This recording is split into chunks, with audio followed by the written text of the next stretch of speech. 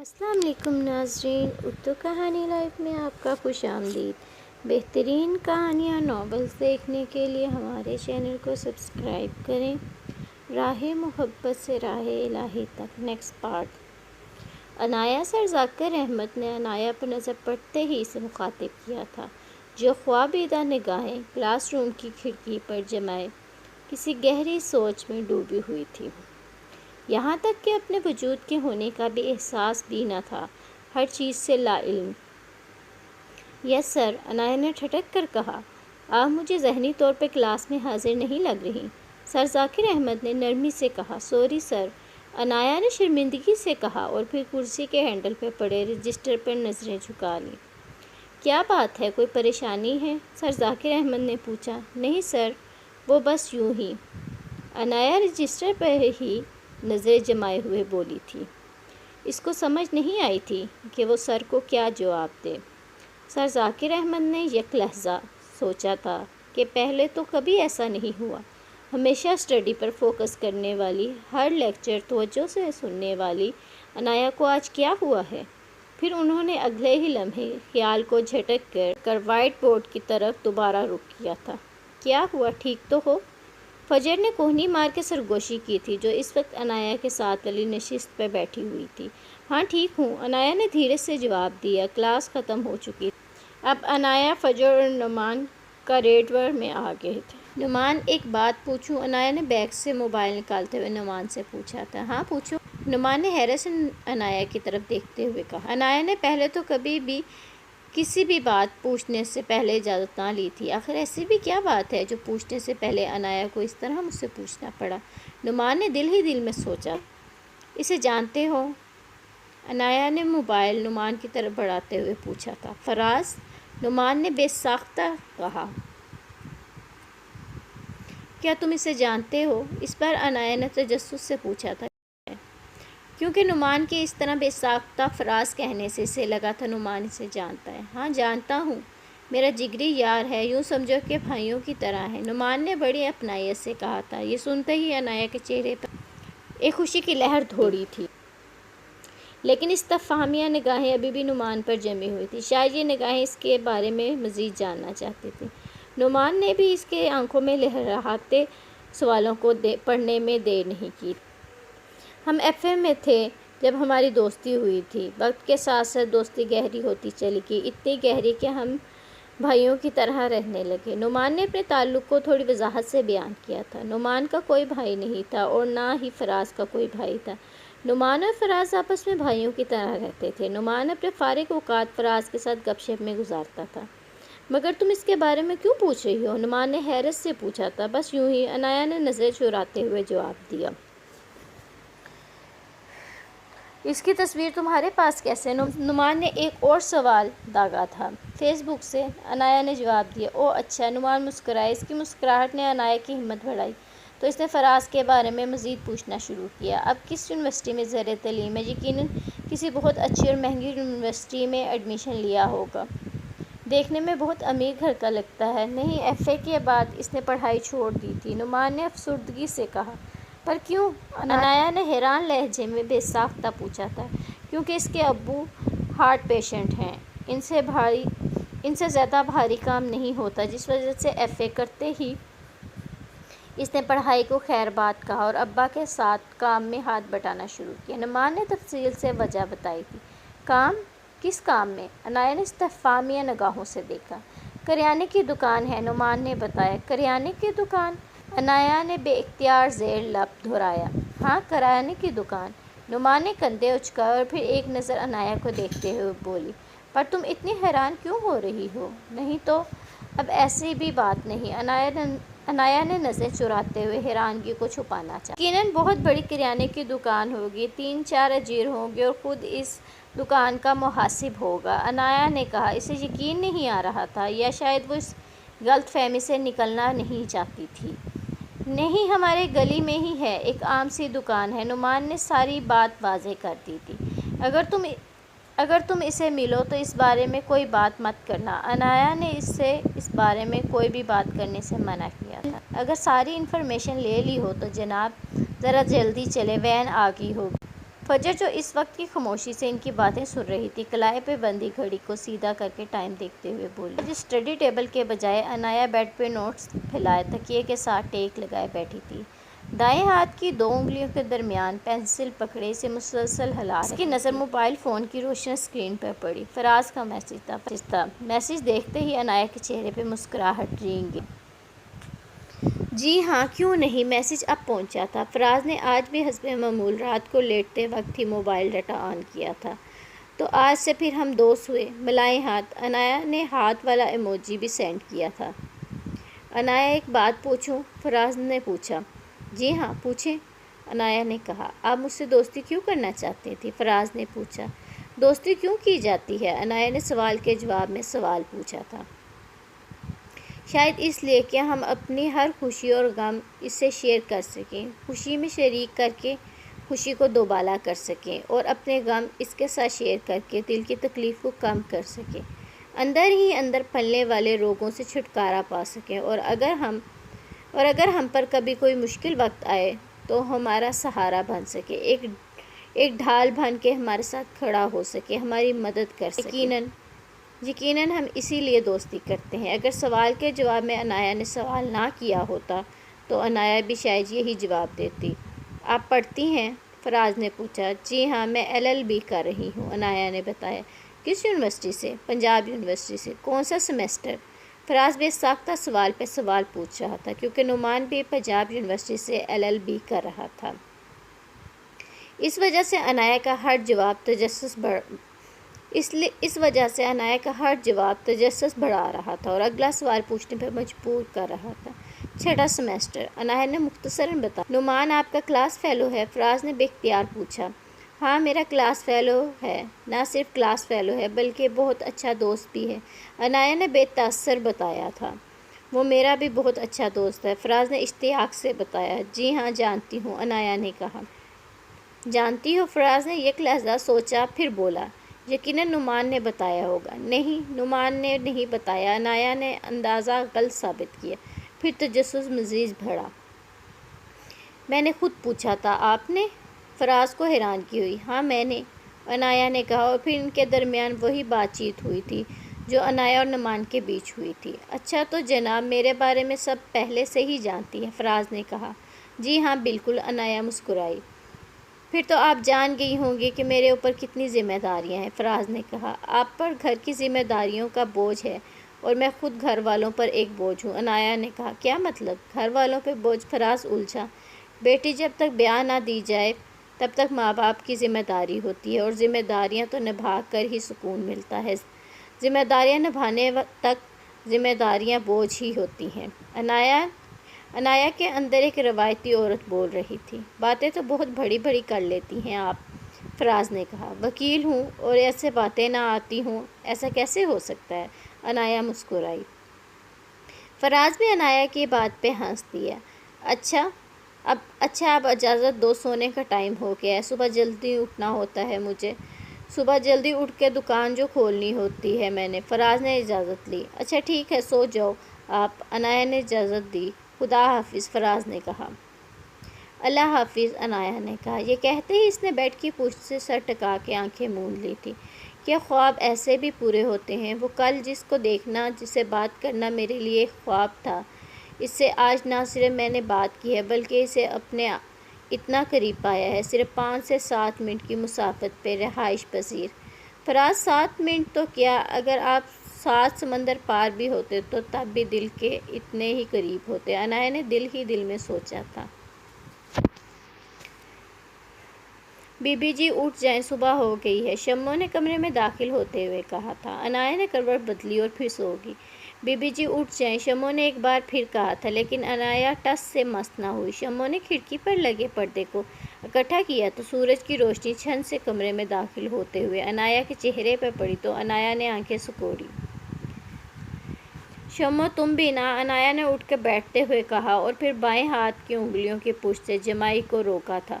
سیاہ ریشمی بال بکھرے ہوئے تھے، عنایا نے دونوں ہاتھوں سے بالوں کو سمیٹا تھا۔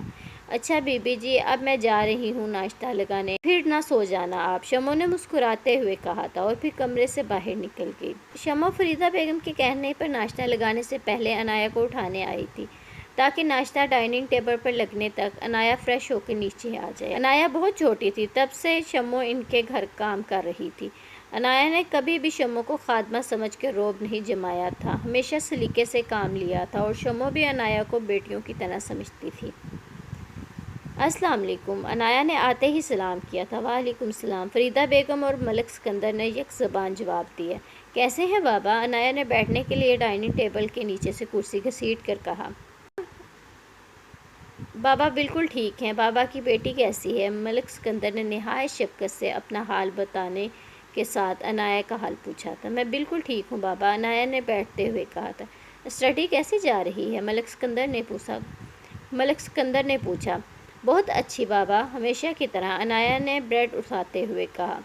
وہ تو میں جانتا ہوں کہ میری بیٹی ہر دفعہ پہلی پوزیشن لیتی ہے، لیکن پھر بھی باپ ہونے کے ناطے پوچھنا میرا فرض بنتا ہے۔ آپ کا پوچھنا مجھے اچھا لگتا ہے بابا، اور ہاں پوزیشن آئے گی بھی کیوں نہیں، آخر بیٹی کس کی ہوں؟ عنایہ نے فخری انداز میں کہا تو ملک سکندر اور فریدہ بیگم ہنس دیے۔ عنایہ ناشتہ کرنے کے بعد تیار ہو جانا، فریدہ بیگم نے گلاس میں جوس ڈالتے ہوئے کہا۔ کیوں، کہیں جانا ہے کیا؟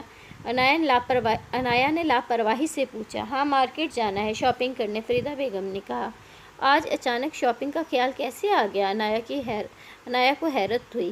سارم آ رہا ہے نا، تو میں نے سوچا آج مارکیٹ جا کے شاپنگ کر لے، فریدہ بیگم نے بتایا۔ ہاں وہ تو ٹھیک ہے، پر اس کو آنے میں ابھی 2 ماہ پڑے ہیں، 2 ماہ پہلے ہی شاپنگ کر کے رکھ لیں، عنایہ نے بریڈ کھاتے ہوئے کہا۔ 2 ماہ؟ فریدہ بیگم کو حیرت ہوئی۔ ہاں 2 ماہ، عنایہ نے لاپرواہی سے کہا۔ 2 ماہ نہیں، 2 ہفتے کہو، 9 ستمبر کو آ رہا ہے، فریدہ بیگم نے انکشاف کیا۔ 9 ستمبر؟ عنایہ حیرت سے منجمد ہوئی۔ کیوں بیٹا، تمہیں خوشی نہیں ہوئی بھائی کے آنے کی؟ ملک سکندر نے عنایہ کے سپاٹ چہرے کی طرف دیکھتے ہوئے پوچھا۔ خوشی کیوں نہیں ہوگی بابا، میں تو اس بات پہ حیران ہوں کہ سارم نے مجھ سے جھوٹ کیوں بولا۔ رات کو میری بات ہوئی تھی، اس سے مجھے کہہ رہا تھا کہ ابھی 2 ماہ لگ جائیں گے آتے آتے، عنایہ نے سپاٹ لہجے میں کہا۔ رات کو تم سے بات کرنے کے بعد اس نے مجھے کال کی تھی، مجھ سے کہنے لگا کہ ابھی میری عنایہ سے بات ہوئی ہے۔ میں نے اسے نہیں بتایا کہ میں آ رہا ہوں، بلکہ میں نے اسے کہا ہے کہ ابھی 2 ماہ لگ جائیں گے، آپ بھی اسے نہ بتائیے گا۔ جب میں نے کہا کہ ایسا کیسے ہو سکتا ہے، اسے پتہ نہ چلے، تمہارے آنے کی تیاری جب گھر میں ہو رہی ہوگی تو ایسا کیسے ممکن ہے کہ اسے معلوم نہ پڑے؟ تو پتہ ہے عنایہ، آگے سے اس نے کیا کہا؟ فریدہ بیگم جوس پیتے ہوئے مزے سے ساری بات بتا رہی تھی۔ کیا کہا؟ عنایہ کا چہرہ ابھی بھی اترا ہوا تھا۔ کہنے لگا آپ نہ بتائیے گا، اگر پوچھے تب بھی نہیں، صرف نظر انداز کیجیے گا، اور پھر جب تجسس کے عالم میں بے چین بیٹھی ہو تو تصویر بنا کے مجھے سینڈ کیجیے گا، پھر اسی تصویر سے آ کر میں اسے چڑھایا کروں گا۔ فریدہ بیگم نے ہنسی دباتے ہوئے مکمل بات بتائی۔ 5 سال ہو گئے امریکہ کے ماحول میں رہتے ہوئے، MBBS ڈاکٹر بن گیا، لیکن دیکھو بالکل نہیں بدلا، ویسے کا ویسا ہے، ملک سکندر نے نہایت شفقت سے کہا تھا۔ لیکن 5 سال کی جدائی کی وجہ سے آواز درد کی چادر اوڑھے ہوئے تھی، اور ان 5 سالوں میں تقریباً 4 بار آیا تھا۔ ہر سال کے بعد وہ کچھ دن چھٹی گزارنے پاکستان آتا تھا، لیکن جب چھٹیاں گزار کے واپس جانا ہوتا تو ایسا لگتا کہ جیسے پاکستان آیا ہی نہ ہو۔ آج ملک سکندر کو ایسا لگ رہا تھا جیسے وہ 5 سال بعد آ رہا ہے۔ 10 اگست ہے تو 9 نومبر یعنی 14 دن، صرف 14 دن رہ گئے ہیں۔ عنایہ کچھ حساب لگاتے ہوئے بے ساختہ بولی۔ ہاں وہی تو کہا ہے میں نے کہ صرف 2 ہفتے رہ گئے ہیں، اور اسی لیے تم سے کہہ رہی ہوں کہ آج تمہیں بھی یونیورسٹی سے چھٹی ہے تو جا کر شاپنگ کر آتے ہیں، فریدہ بیگم نے کہا۔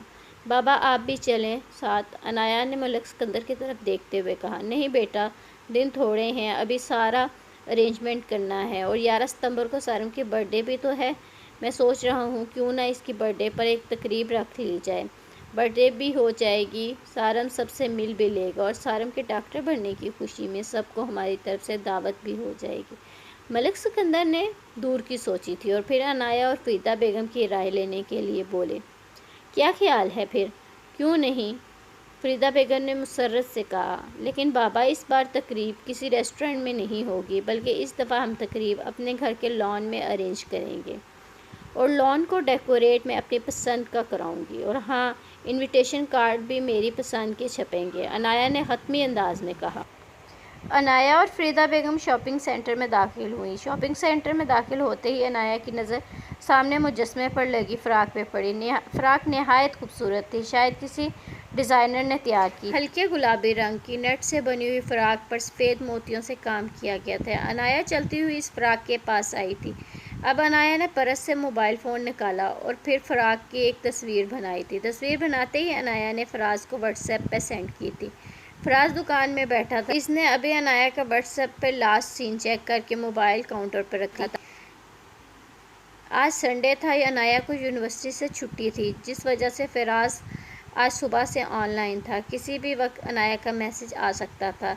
ऐसा ही हुआ था। अचानक मोबाइल पर मैसेज की बेल बजी। फ़राज ने बर्क रफ्तारी से मोबाइल उठाकर देखा था। फ़राज ने फ़ौरन मैसेज के नोटिफिकेशन पर क्लिक किया था। अनाया का कन्वर्सेशन ओपन हो चुका था, पर अभी तस्वीर डाउनलोड हो रही थी। इतने में मैसेज आया।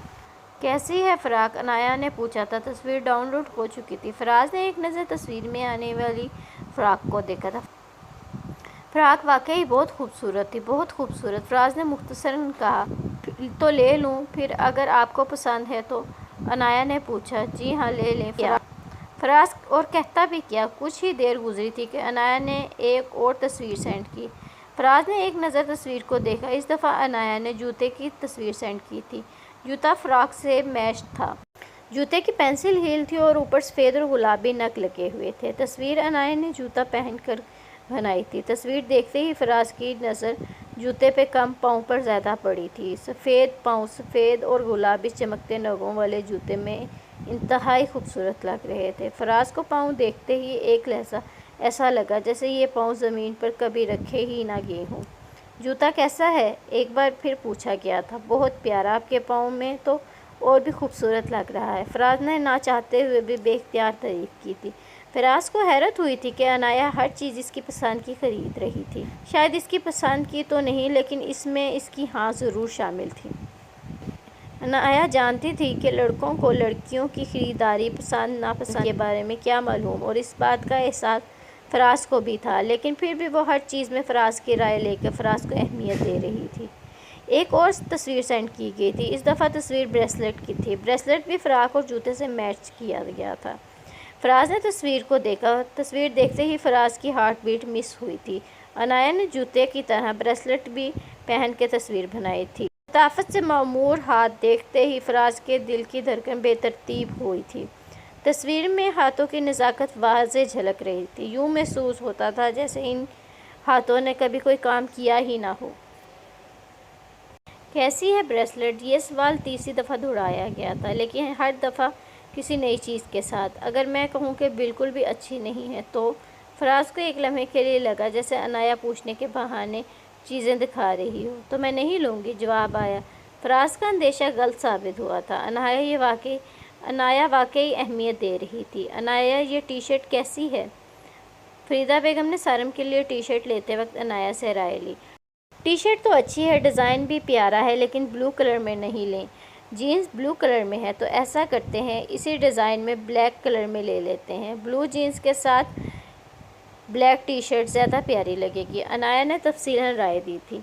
यहाँ अगर लड़की की रंगत और इसके हुस्न का अंदाज़ा लगाना हो तो चेहरे के बजाय इसके हाथ और पाँव देखे जाते हैं। चेहरे की सफ़ेद रंगत पर कौन यकीन करता है, लेकिन जिसके हाथ और पाँव भी इतने खूबसूरत हों जिनका कोई जवाब नहीं। तो फ़राज सोच रहा था कि मैसेज की बेल बजी। शॉपिंग हो गई है, अब हम घर जा रहे हैं, रात को बात होगी। और हाँ, आज रात हम कॉल पर बात करेंगे। मैसेज पढ़ते ही फ़राज के चेहरे पर एक रंग आकर गुजर गया, क्योंकि अनाया ने अभी तक फ़राज की आवाज़ नहीं सुनी थी और आज कॉल पर पहली दफ़ा फ़राज की आवाज़ सुननी थी। फ़राज ने मैसेज पढ़ के मोबाइल फ़ोन काउंटर पर रखा और फिर कुर्सी की पुश्त पर सर टिका के आंखें मूंद ली थीं। मेरे चले जाने के बाद तुम्हारे दिल का दरवाज़ा किसी और के लिए ना खुल पाए। फ़राज के चेहरे पे एक रंग आकर गुजर गया। यही फ़राज जिसको मैं छोड़ के जा रही हूँ, जो सिर्फ़ और सिर्फ मेरा है। दिल की धड़कन बेतरतीब हुई। اس کے تمام تر جذبات اور احساسات صرف میرے ہیں۔ فراز نے برق رفتاری سے آنکھیں کھولی، سانس پھول رہی تھی، پلکیں جھپکانا بھول چکا تھا۔ یہ تم کیا کرنے جا رہے ہو؟ کس کو دھوکہ دینا چاہ رہے ہو؟ انجلا کو، عنایا کو، یا پھر خود کو؟ کیا تم اب انجلا سے محبت نہیں کرتے؟ اگر کرتے ہو تو پھر عنایا کی طرف کیوں کھنچے چلے جا رہے ہو؟ اضطراب مزید بڑھ رہا تھا۔ تم تو انجلا کو دھوکہ دے رہے ہو، نہ ہی عنایا کو، بلکہ تم خود کو دھوکہ دے رہے ہو۔ انجلا تمہیں خود چھوڑ کر گئی اور عنایا تمہاری طرف خود آئی۔ نہ تو تم نے انجلا کے ساتھ بے وفائی کی اور نہ ہی عنایا کی طرف خود گئے۔ انجلا کی وجہ سے تمہارے دل میں جو خلا ہے وہ عنایا بھر سکتی ہے۔ اگر انجلا واپس آ گئی تو خیالات الجھی ہوئی سانسوں کی طرح الجھتے جا رہے تھے۔ اگر اس نے آنا ہوتا تو اب تک آ گئی ہوتی۔ 5 سال ہو گئے ہیں اسے گئے، ایک دفعہ بھی نہیں آئی۔ آنا تو دور، اس نے تو رابطہ کرنے کی بھی کوشش نہیں کی۔ فراز نے قمیض کی جیب سے رومال نکال کے ماتھے سے پسینہ صاف کیا۔ ہائے جگر کیسا ہے؟ نعمان نے دکان میں داخل ہوتے ہوئے کہا۔ میں بالکل فٹ، فراز نے ہاتھ ملاتے ہوئے گرم جوشی سے کہا۔ جی ہاں، وہ تو مجھے معلوم ہے، آج کل فٹ بھی اور سیٹ بھی، نعمان نے زمینی لہجے میں کہا۔ کیا مطلب؟ میں کچھ سمجھا نہیں۔ فراز الجھا۔ بھائی تمہاری تو لاٹری نکل آئی ہے، نعمان نے کہا۔ کیا مطلب لاٹری؟ فراز مزید الجھا۔ عنایا، نعمان نے نام لیا اور پھر خاموش ہو کے استفہامی نگاہوں سے فراز کی طرف دیکھنے لگا۔ کون عنایا؟ فراز انجان بنا۔ اب اتنا انجان بننے کی بھی ضرورت نہیں، ایسا ہو نہیں سکتا کہ اس کی کوئی بات مجھ سے چھپی رہے یا میں کوئی بات اسے چھپا سکوں۔ اچھا جی، فراز نے مسکراتے ہوئے کہا۔ بھائی تمہاری تو کیا ہی بات ہے، اتنی خوبصورت لڑکی تم پر فدا ہو رہی ہے، نعمان نے شریر لہجے میں کہا۔ اچھا تو وہ خوبصورت بھی ہے؟ فراز ایک بار پھر انجان بنا اور پھر اٹھ کر فریزر کی طرف بڑھا۔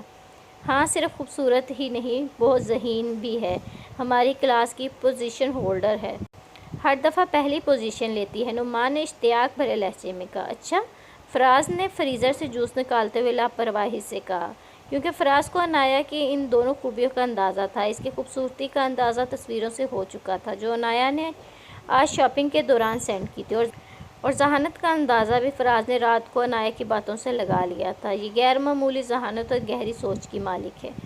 تمہیں حیرانگی نہیں ہوئی؟ نعمان نے حیرت سے پوچھا۔ نہیں، اس میں حیرانگی والی کیا بات ہے؟ فراز نے جوس کا ڈبہ نعمان کو پکڑاتے ہوئے کہا۔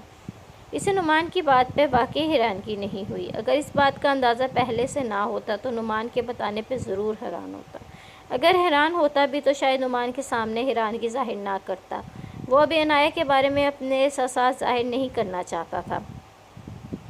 اگر تمہیں حیرانگی نہیں ہوئی تو پھر یہ بات جان کے ضرور حیرانگی ہوگی، شاید تمہیں معلوم نہیں وہ کتنی پڑھی لکھی فیملی ہے، اس کا بیک گراؤنڈ کتنا اسٹرانگ ہے۔ اس کے ابو چائلڈ اسپیشلسٹ ہیں، ان کا اپنا ہاسپٹل ہے، اس کی والدہ یونیورسٹی میں پروفیسر ہیں، اس کا بھائی امریکہ MBBS کرنے گیا ہے، اور رہی بات عنایا کی، وہ تم جانتے ہو کہ وکیل بن رہی ہے۔ نعمان نے جوس پیتے ہوئے انکشاف کیا تھا۔ فراز نے جوس کا گھونٹ بڑی مشکل سے گلے سے نیچے اتارا۔ فراز کو ایک لمحے کے لیے ایسا لگا جیسے نعمان عنایا کے فیملی بیک گراؤنڈ کا اس کے فیملی بیک گراؤنڈ سے موازنہ کر رہا ہے۔ نعمان کا ہر جملہ فراز کو چہرے پہ پڑتے تھپڑ کی طرح محسوس ہو رہا تھا۔ رات کو بات ہوئی تھی میری اس سے، اس کی باتوں سے تو ایسا کچھ محسوس نہیں ہوا۔ فراز کو جیسے یقین نہ آیا ہو۔ ہاں، وہ ایسی ہی ہے، وہ انسان کے اندر ایک اچھا انسان تلاش کرتی ہے، اس کی نظر انسان کے اندر کے انسان پر ہوتی ہے، نہ کہ اس کی جیب پر، نعمان نے کہا۔ فراز نعمان کی بات پہ خاموش رہا۔ وہ سمجھ نہیں پا رہا تھا کہ وہ عنایا کی فیملی بیک گراؤنڈ پہ افسردہ ہو، عنایا کی خوبصورتی، ذہانت اور اچھی سوچ پر خوش ہو، یا اپنی قسمت پہ حیرت زدہ۔ اگر تمہارے فیملی بیک گراؤنڈ سے اسے کوئی مسئلہ ہوتا تو وہ تم سے رابطہ ہی نہ کرتی۔ تم سے رابطہ کرنے سے پہلے اس نے تمہارے بارے میں مجھ سے پوچھ لیا تھا۔ سب پہلے سے معلوم ہونے کے باوجود بھی عنایا نے تم سے رابطہ کیا، نے فراز کو تسلی دی۔ اچھا تم سناؤ، اسٹڈی کیسی جا رہی ہے؟ فراز نے بات بدلی تھی۔ اسٹڈی کیسی جانی ہے؟ جس طرح اسٹڈی نے ہمیں زندگی میں آرام کرنے کا موقع فراہم کیا ہوا ہے، اسی طرح ہم نے اسٹڈی کو آرام کرنے کے لیے ایک سائٹ پہ رکھا ہوا ہے، بس آخری رات نوٹسوں کے ساتھ گپ شپ لگا کر صبح پیپر دے آتے ہیں۔ نعمان نے اپنی غیر سنجیدگی کو بڑے سنجیدہ طریقے سے بتایا تھا، और फिर दोनों बेइख्तियार हंस दिए। टोटल कितना बिल हो गया? गाहक ने पूछा। 460 रुपये, फराज ने कैलकुलेटर पर हिसाब करके बताया था। गाहक ने अपने वॉलेट से 500 का नोट निकाल के फराज को थमाया। उसने 500 का नोट लेकर लॉकर में रखा था और लॉकर में से 4 10-10 वाले नोट निकाल के गाहक को वापस दिए। गाहक अभी दुकान से बाहर निकला ही था, मोबाइल पे रिंग बजी। फराज ने पैंट की जेब से मोबाइल निकाला। अनाया की कॉल थी। मोबाइल की स्क्रीन पर नज़र पड़ते ही दिल की धड़कन बेतरतीब हुई। हेलो, फराज ने कहा। आवाज़ सुनते ही अनाया की एक हार्ट बीट मिस हुई। एक मजबूत आवाज़ अनाया की समात से टकराई। आज पहली बार अनाया ने फराज की आवाज़ सुनी थी। अस्सलाम वालेकुम, अनाया ने गुलगेर लहजे में कहा। वालेकुम सलाम, क्या हाल है? फराज ने पूछा। मैं बिल्कुल ठीक हूँ, आप सुनाएं, आप कैसे हैं? अनाया ने अपना हाल बताने के साथ फराज का हाल पूछा था। मैं भी बिल्कुल ठीक, सुनाएं क्या हो रहा है? कुछ नहीं, बस दुकान में बैठा हूँ, आप सुनाएं क्या हो रहा है? पहले असाइनमेंट तैयार कर रही थी, जैसे ही असाइनमेंट मुकम्मल हुई तो आपको कॉल की थी। दोनों के दरमियान रस्मी गुफ्तगू हुई थी और फिर दोनों तरफ खामोशी छा गई। कुछ देर के बाद फराज खामोशी को तोड़ते हुए बोला, आप आज शॉपिंग करने गई थी, किसी की शादी है क्या? जब फराज को कुछ समझ ना आया कि क्या बात करे तो फराज ने बात आगे बढ़ाने के लिए पूछा। नहीं, शादी तो नहीं, अनाया मुस्कुराई। कपड़े तो शादी पर पहनने वाले ही लग रहे थे। भाई अमेरिका से आ रहे हैं और इनके आने के कुछ ही दिन बाद इनकी बर्थडे है, जिस वजह से घर में एक तकरीब रखी गई है। बस इसी तकरीब के लिए एक शॉपिंग की है, अनाया ने वजाहत दी। अमेरिका से? फराज ने हैरानगी जाहिर की। जी हाँ, अमेरिका से, अनाया ने इसी अंदाज में कहा। अमेरिका में कोई जॉब करते हैं? फराज अनजान भरा।